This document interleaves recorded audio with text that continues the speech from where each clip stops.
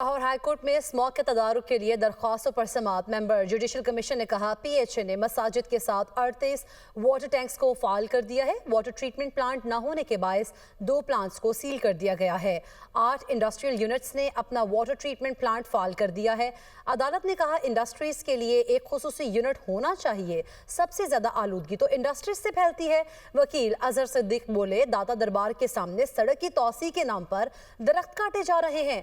PHA का काम parks बनाना था, ये पैडल कोर्स बना रहे हैं। इसी पर बात करेंगे। मोहम्मद अशफाक हमारे साथ मौजूद हैं। मोहम्मद अशफाक, समाअत का मुकम्मल अहवाल बताइएगा।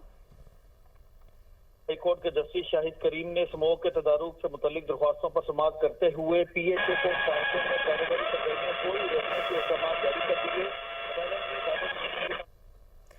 मोहम्मद अशफाक आगाह कर रहे थे, आपका शुक्रिया। लाहौर हाईकोर्ट में स्मॉग के तदारुक के लिए दरख्वास्तों पर समाअत हुई। मेंबर जुडिशल कमीशन ने कहा PHA ने मसाजिद के लिए 38 वाटर टैंक्स को फाल कर दिया है। वाटर ट्रीटमेंट प्लांट ना होने के बायस 2 प्लांट्स को सील कर दिया गया। 8 इंडस्ट्रियल यूनिट्स ने अपना वाटर ट्रीटमेंट प्लांट फाल कर दिया है।